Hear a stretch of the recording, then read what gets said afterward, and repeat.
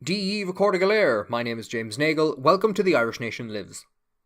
On the last episode, I briefly addressed the events of the conscription crisis, looking mainly at the period from the 18th to the 23rd of April 1918. As a quick recap, the German spring offensive at the end of March had inflicted heavy casualties on the Allied forces, and Britain introduced a new military service bill allowing it to conscript more men and introduce conscription to Ireland. On the 21st, a pledge to resist conscription was signed after all masses throughout Ireland. On the 22nd, the Irish Parliamentary Party withdrew from Westminster, and on the 23rd, a nationwide strike shut down transport and munitions production. This all caused grave concern for the British government, and on the 5th of May, they appointed the hereto unheard of Edward Short to the position of Chief Secretary of Ireland. This was to replace Henry Duke, who had resigned due to his misgivings about introducing conscription to Ireland. Short was sent to back up the new Lord Lieutenant, Lord French, even though he had originally opposed conscription for Ireland and had voted against it. A decade before this, the now First Lord of the Admiralty, Walter Long, had served in the position of Chief Secretary and viewed himself as an expert on all things Irish. Now he was appointed as a liaison between the British Cabinet and the new Irish administration in Dublin Castle. All of these men shared a similar view, that the Irish were easily controlled by a firm hand. The British government had shown weakness by not enforcing conscription in 1916, and now the Irish were taking advantage of them, and were being led astray by troublemakers in Sinn Féin. There existed a belief that if the leadership of Sinn Féin could be removed, it would make it easier to introduce conscription, or to get the numbers of those enlisting voluntarily up to a level where conscription wasn't needed anymore. On the night of the 16th to 17th of May, they would move to arrest 150 individuals, including the Sinn Féin National Executive, claiming that they were members of a German plot to stage another insurrection in Ireland. So how were the British able to make this claim? Did they genuinely believe that there existed a conspiracy between Sinn Féin and Germany, or did they fabricate the whole thing? Was there actual communication between Ireland and the German military?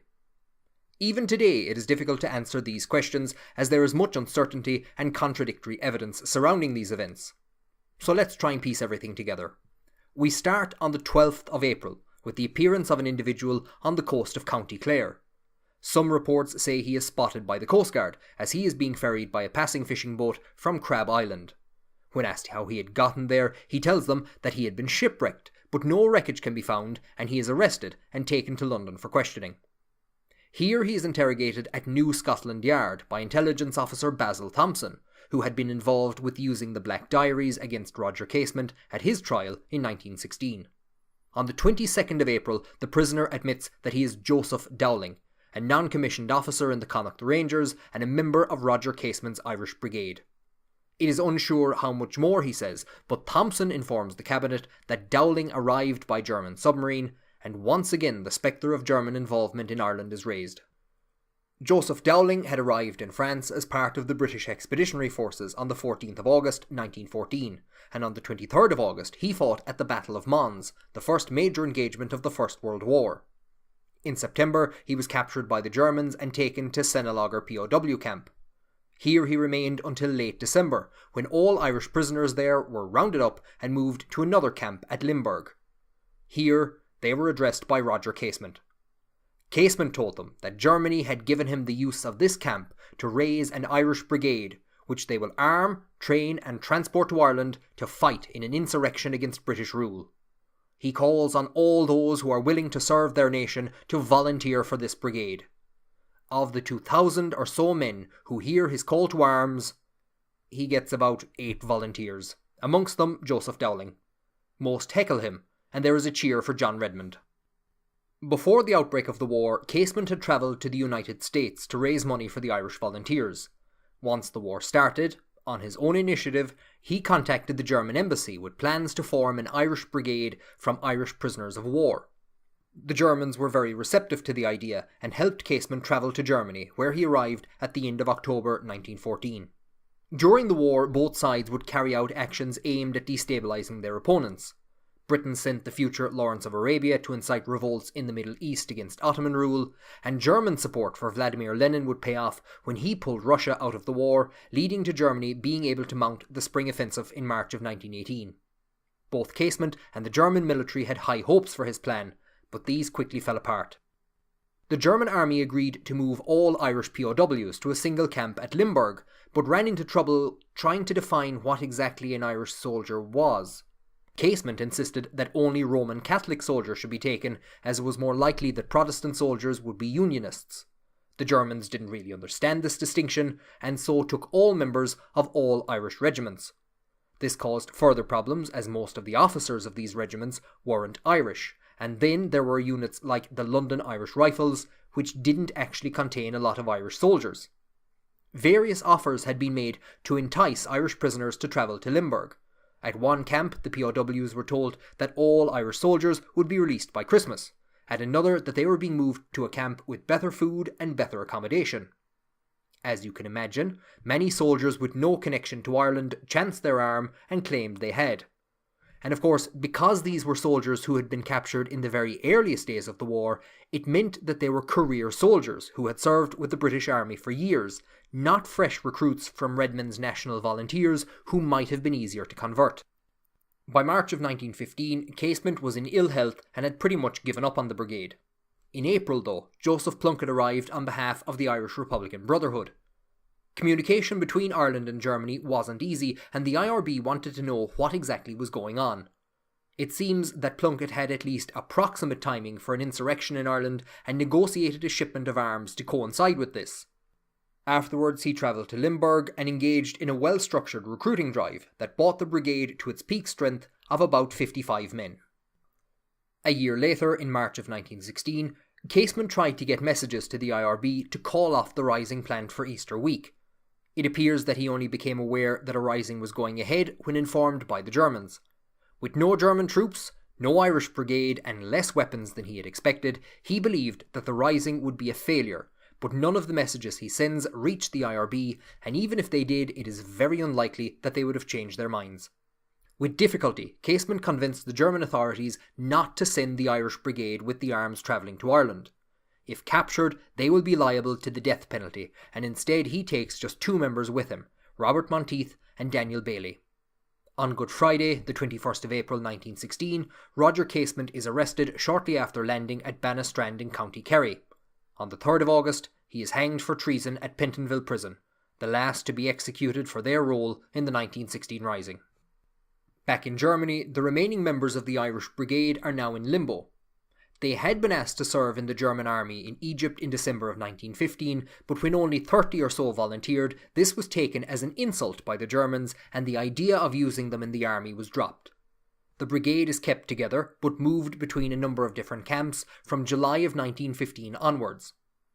It is unclear why or who is involved in the decision, but in March of 1918, plans are made to send Joseph Dowling to Ireland to make contact with the volunteers so that the Germans can land weapons on the west coast of Ireland. It's unclear what prompted this move by the Germans, but it may have been aimed at coinciding with the spring offensive. On the 12th of April, a German submarine arrives off the coast of County Clare, mistaking Crab Island for the mainland and leaving Joseph Dowling there to wave down a passing fishing boat. At some stage in late April or early May, after receiving Thompson's report on the prisoner, the British authorities begin drawing up a list of individuals to be arrested, deported to Britain, and imprisoned without trial. It's possible that this list was created by some combination or all 3 of Short, Long and French, and the arrests will be carried out on the orders of Lord French, who will issue a proclamation the following day. It's difficult to keep such a large-scale operation secret for so long, and rumours filter through Dublin that a roundup is going to take place. The future President of Ireland, Sean T. O'Kelly, receives information that Arthur Griffith and Eamon de Valera are to be arrested as part of the operation, but when he goes to warn them, de Valera rubbishes the idea. He has been hearing non-stop about planned arrests all week and he is sick of it. He had received so many warnings that he was not prepared to place any confidence in them. But definitive confirmation of the sweep comes from inside the headquarters of the Dublin Metropolitan Police itself. The G Division of the DMP is responsible for intelligence and political crime. Part of their job would entail following extremists, keeping tabs on their movements and contacts, and recording notes on seditious speeches. At great personal risk to himself, G Division agent Eamon Broy has been copying out files from within the division and passing them off to a network he believes leads to the Irish Republican Brotherhood. The list of those to be arrested comes into Broy's hands, and it is continuously updated with new names and addresses until the middle of May. A number of copies of the list are made, and it becomes clear to Broy that the arrests are about to begin shortly. On Tuesday, the 14th of May, Broy makes a copy of the list. He meets his contact Patrick Tracy, who copies it out in his own handwriting.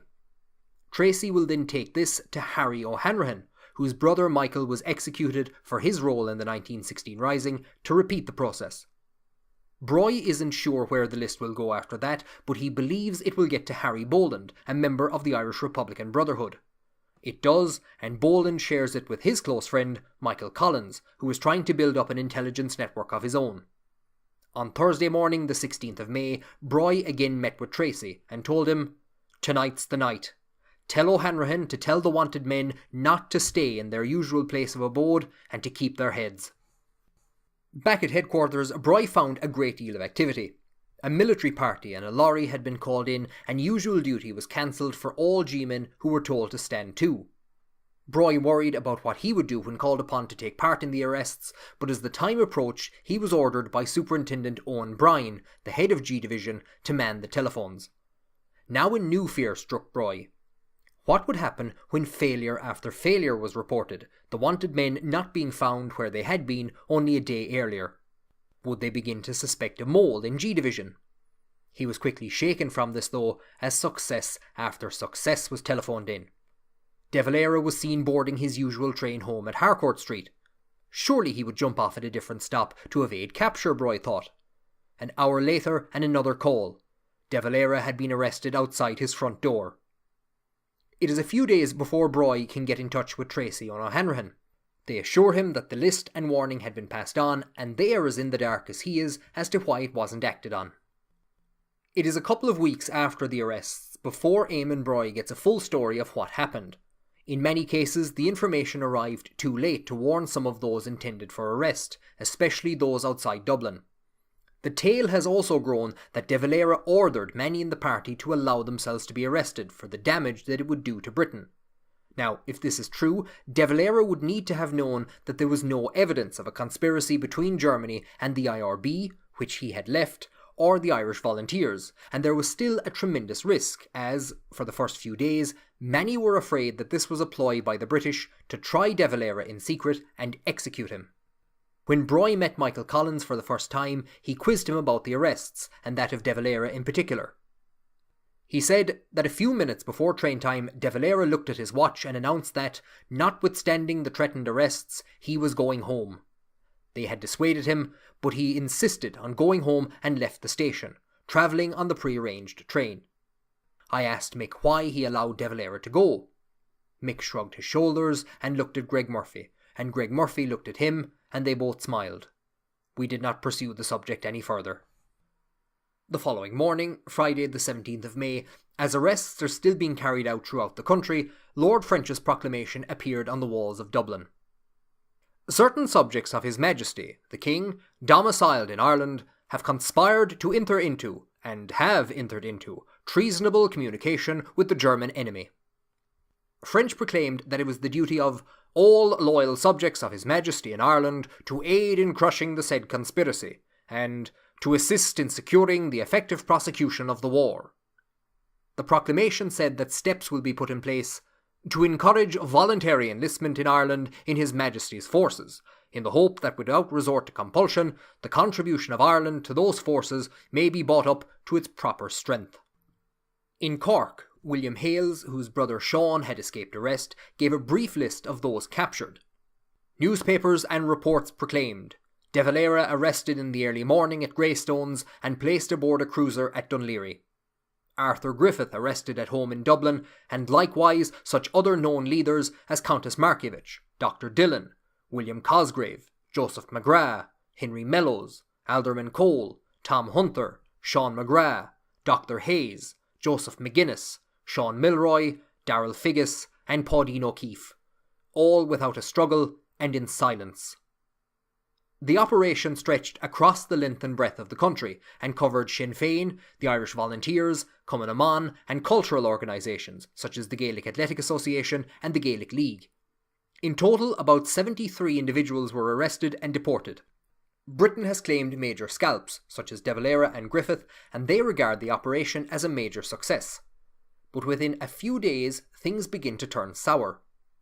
First, it becomes clear that many of the most important people on the list have escaped arrest, in particular Michael Collins, Harry Boland, Sean T. O'Kelly and Cathal Brugha. They have arrested 12 of the 21-member National Executive of Sinn Féin, but this isn't enough to cripple the party. And shortly after, the calls for evidence begins. Now this of course is a problem because they have no evidence. Just as the arrests were about to begin on the 16th of May, Walter Long made contact with the British ambassador in Washington. He put forward what little evidence and theories they had and asked the ambassador to get Woodrow Wilson to sign off on the telegram so that it would appear as though the evidence had been discovered in the United States. Wilson refused because there was no evidence. The arrests are widely reported in Ireland and calls for proof begin immediately in the papers.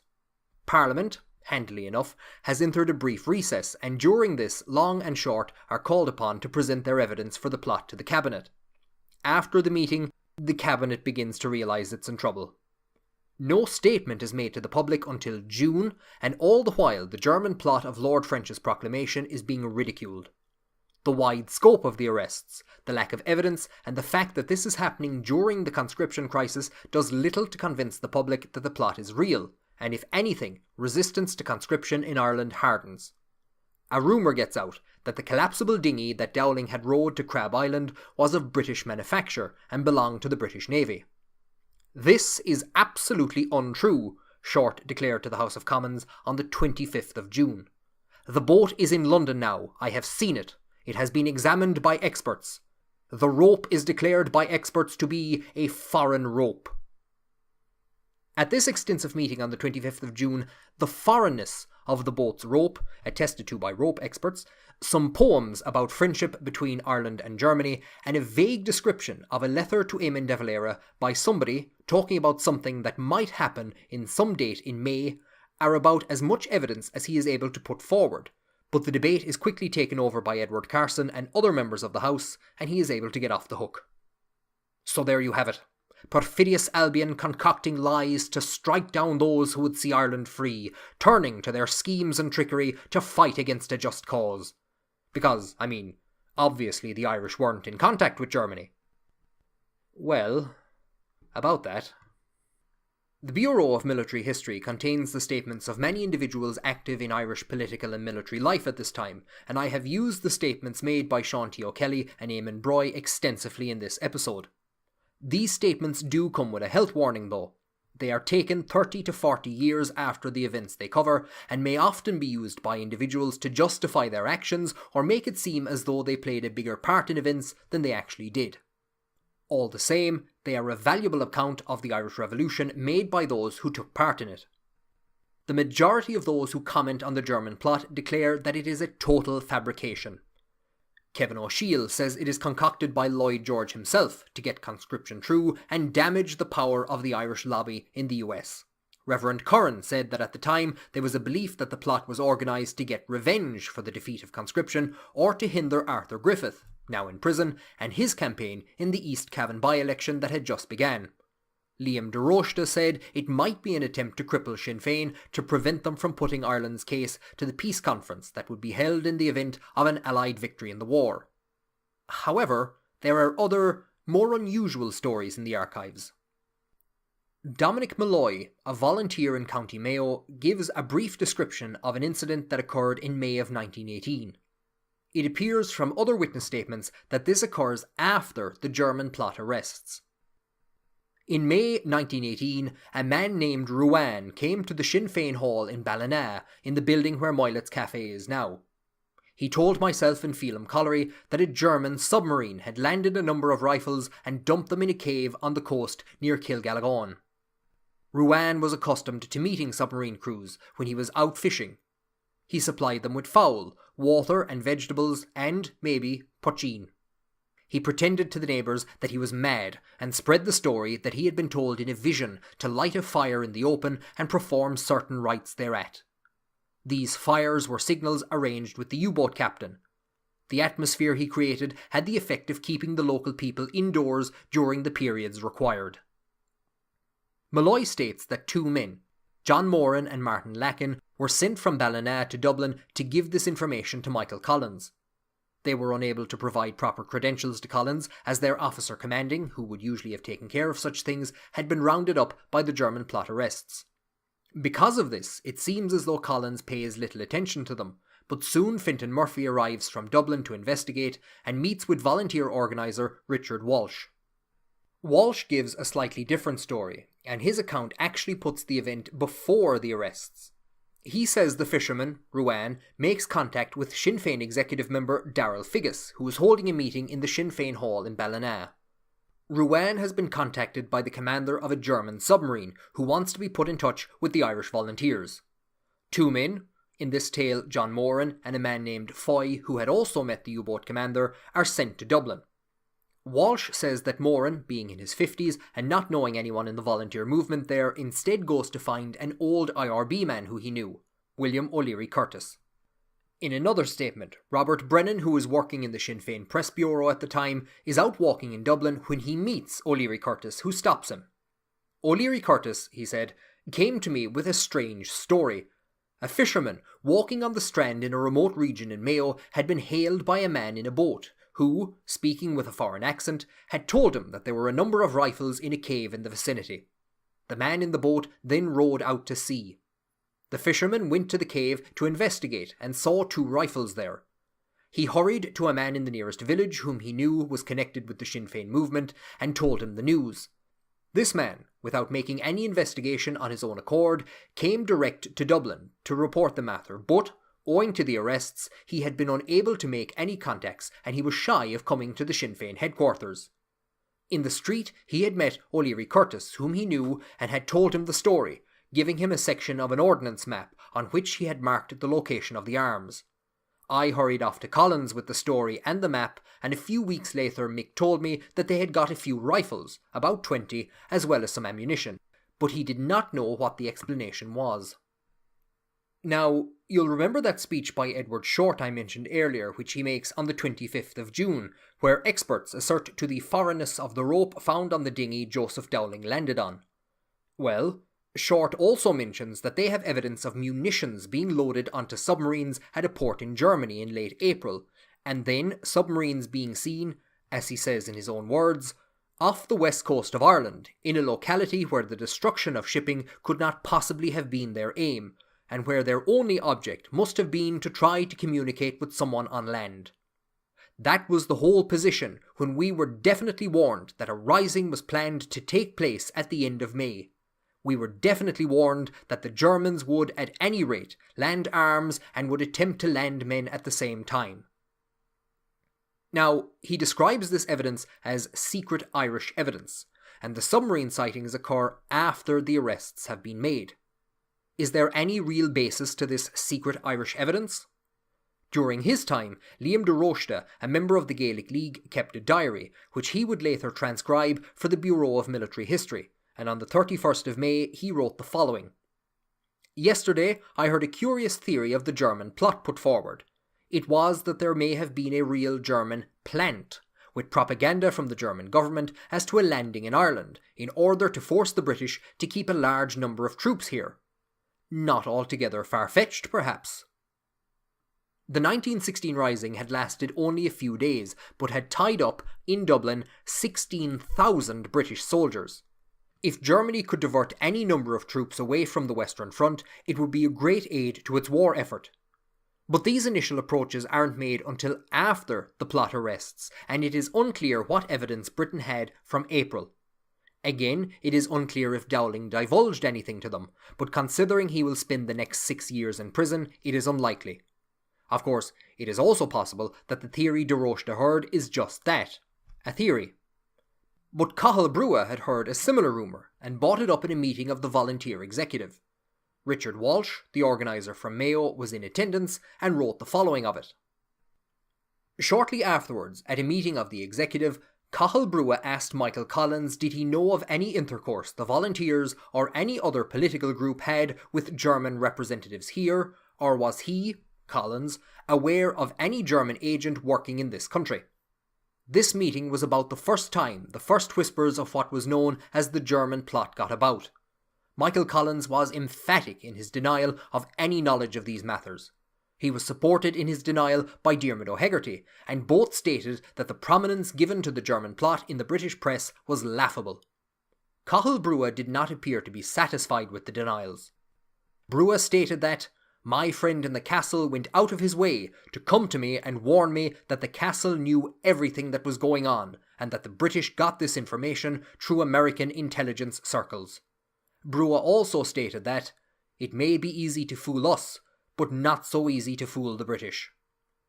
Walsh continues, "A story went the rounds after this that the Germans were preparing to land an expeditionary force of 80,000 men in Ireland. Cathal Brugha told me that he had heard the same story about an invasion plan and that he believed it. His whole attitude towards Collins and O'Hegarty's denials was sceptical, and his general attitude towards Collins after this was one of suspicion. This incident at the meeting of the executive was, in my opinion, the real start of the feud that subsequently existed between Michael Collins and Cathal Brugha." Was Brugha right to be suspicious of Collins?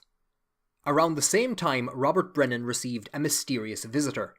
She said she had come from German headquarters, and setting up a microscope, she showed Brennan a list of questions on a piece of film she had hidden in the buckle of her garter. These questions were about the strength of the Volunteers and its willingness to carry out attacks in England, with £5,000 paid for each such attack. To Brennan, it is clear that this is a trap. Obviously, she is a British spy attempting to secure incriminating evidence against the movement to be used in prosecuting the German plot detainees. He reports this to Collins, who organises a meeting with her. It is conducted at a safe house that has never before been raided, but following this meeting it is hit up constantly, further affirming to Brennan that she is an agent of Britain. But when I next saw Mick, he told me that the lady was a bona fide agent of the Germans and that he was using the invisible ink she gave him.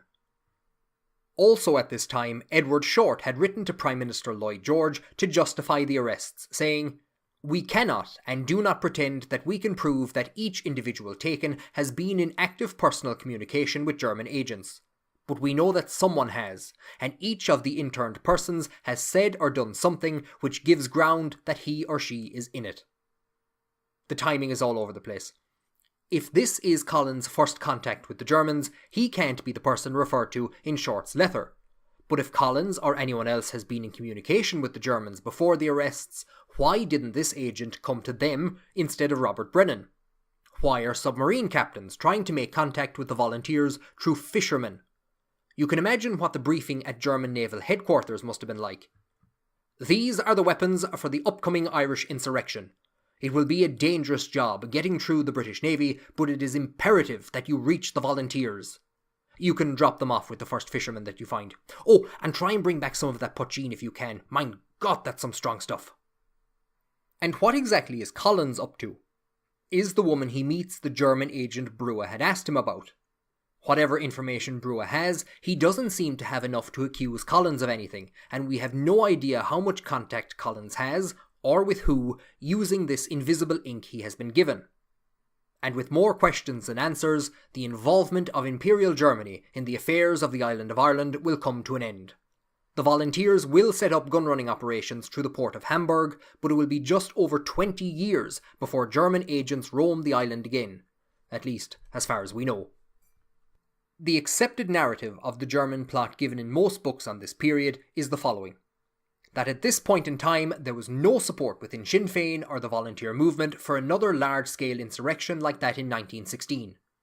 Germany attempted, on its own accord, to make contact with the IRB or the volunteer movement through Joseph Dowling, but was met with silence. Now that the US was in the war, communication with Germany would have been heavily damaging to Irish support there, and Sinn Féin needed this to put its claims for Irish independence forward at the expected post-war peace conference. Regardless of whether they believed it or not, Britain declared the landing of Joseph Dowling to be part of a conspiracy, and saw it as their chance to strike against the Republican movement, but their heavy-handed tactics rebounded on them. Forewarned of the arrests, De Valera and others allowed themselves to be captured, and Britain's moment of triumph turned into a black eye when it became clear to the world that they had no evidence. Well, it's more fair to say that while the British indeed had no evidence, they had precedents, the 1916 Rising, and the adage that there is no smoke without fire. Tim Pat Coogan, in his biography of Michael Collins, says that the evidence shows German intent, but not action. Regardless, the British acted prematurely and with ill intent. If there was a conspiracy involving Germany, very few of the 150 or so people they tried to arrest were involved with it, and Edward Short says as much in his letter to Lloyd George. Such sweeps had worked for Britain in the past in suppressing dissent in Ireland, but the game was changing and Britain was unwilling or unable to adapt. The volunteers, for their part, were not supportive of an insurrection at the present, but had not yet moved towards the doctrine of guerrilla warfare.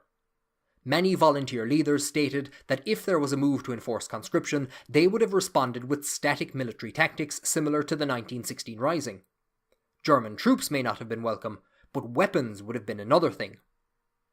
In the end-up, we may never know the exact details of what happened, and it is highly unlikely that we will ever get to see the secret Irish evidence that Edward Short used to justify the arrests.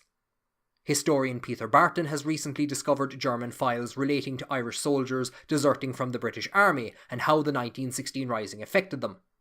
Perhaps there exists German files relating to this time period, which will shed light on what happened and what they were planning.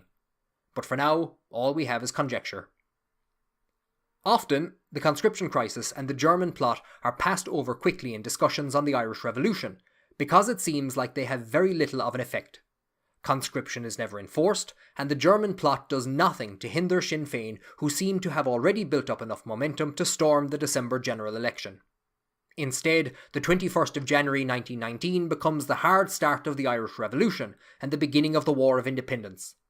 These events, however, in particular the German plot, have some serious implications for what is about to happen in the years ahead. First, the effective death of conscription. Lord French issues a proclamation looking for 50,000 volunteers to join the army by the 1st of October. In his diary, Liam de Rochta says that French has offered land to those who serve, and goes on to say that the real significance is that it means the postponement of enforcing conscription, at least until October 1st, and much may happen in the war situation before that.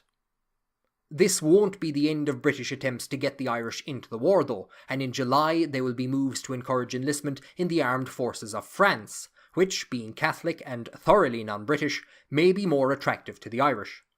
This plan eventually falls through though. As for that plea for 50,000 troops, by the end of the war, less than 16,000 Irish will have joined up throughout the entire year of 1918. Next, the most obvious result is that the British, far from arresting the extremist element they believe are leading Sinn Féin, have instead removed the moderate, politically minded members and have left the party now mainly in the hands of the militants. The British authorities are not prepared to push their luck by trying to suppress Sinn Féin, and the remainder of the party executive is able to meet and agree to take on, in a temporary capacity, the roles of those who have been interned. When the anti-conscription movement had begun in April, substitutes had been appointed for many of the leading members of the party in the event of just such a large-scale arrest happening, and now Michael Collins takes up the secretaryship he was nominated for. This core group is therefore in charge of fighting the East Cavan by-election and then in nominating candidates for the post-war general election. Harry Boland will be described as the chief broker in the allocation of seats, having a great deal of power in nominating who will stand, often volunteer officers, and in what constituencies. This executive will also negotiate with Labour to keep them out of the election and then summon Dáil Éireann in January of 1919. Now, one of the reasons that the German plot is passed over is because the arrests don't seem to have a negative effect on either Sinn Féin or the Irish volunteers. We have this idea that information about the arrests is well known in advance by an efficient intelligence operation, but this isn't the case. Had Eamon Broy not taken it upon himself to feed information to the IRB, it's possible that many more, including Michael Collins and Harry Boland, could have been rounded up, and if that had happened we would be looking at a much different story. Collins decided that the haphazard system currently in place wasn't good enough, and arranged to meet Eamon Broy in person for the first time. Mick said that the time had come for direct contact with me, that they were going ahead with the movement no matter what was in front of it, and that there would be no further failure to utilise the valuable information I was giving. We discussed what the volunteers could do. If they did not resort to violence, the movement would collapse. In that discussion, I agreed entirely with Michael Collins that force was the only chance, however difficult and dangerous. Again, we can go back to our earlier point and see that men who believe that the movement will collapse without violence are now in charge of the movement. Also though, this is the beginning of Michael Collins's intelligence war. Broy will bring him files on the Fenians and how they were beaten, explain to him the operations of the DMP and the Royal Irish Constabulary, and discuss how the latter can be broken. The following year, on the 9th of April 1919, Broy will sneak Collins into G Division itself, where he will stay from midnight until 5 in the morning. Broy said that Collins wanted to try to gauge the mentality behind the records, and then to use the police secret organisation as a model, with suitable improvements and modifications for volunteer requirements. And lastly, there is a power shift within the Irish Republican Brotherhood. When the British arrest the General Secretary of the Irish Volunteers, Sean McGarry, unknowns to them, they are also arresting the President of the Supreme Council of the Irish Republican Brotherhood, the theoretical head of the Irish Republic now virtually established, as one version of its oath declared. Thomas Ashe had served as president after the 1916 Rising until his arrest in September of 1917. He would die subsequently when force-fed by prison authorities. And both he and McGarry had worked with Michael Collins to reorganise the Brotherhood. Many will argue that the IRB is a dead organisation after the 1916 Rising. The military council has been executed to the last man, and important figures like Eamon de Valera and Cathal Brugha have left, stating that the time for secret, oath-bound societies is over, now that Ireland has an open political movement in Sinn Féin. But IRB men are heavily involved in rebuilding the Irish Volunteers and securing positions of influence for their members, and will swear many in prominent roles into the organisation. A full measure of the power exerted by the Brotherhood over the Volunteers during the War of Independence will never be known, but Michael Collins was able to use it as a network to circumvent the chain of command in the Irish Volunteer GHQ. Though it was headed by Collins's friend Richard Mulcahy, Cathal Brugha would attempt to bring the Volunteers under Dáil control, and as ever, he remained suspicious of Collins.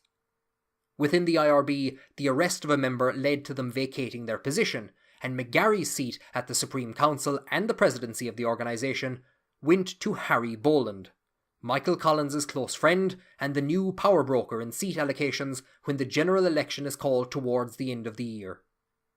As we will see going ahead, these developments will have results, both positive and negative, in the months ahead and during the conflict to come. And that brings to an end this episode on the German plot. I'll be covering the East Cavan by-election in June, but before then, I hope to get out another shorter episode covering an idea which was put forward to combat conscription, but never acted upon. I used a number of witness statements from the Bureau of Military History. They can be found at bureauofmilitaryhistory.ie, and I will link to them in the description of this episode. For the events of the Irish Brigade, I mainly used the excellent irishbrigade.eu website. Although it isn't the easiest to navigate, it is the most comprehensive study I have seen into the people and events involved. If you have any questions on today's episode, additional information, or suggestions for a future episode, you can post them on our Twitter or Facebook pages, links are in the description. Make sure to follow us there to keep up to date. A chordia, thank you for joining me on The Irish Nation Lives. Slán go fóill.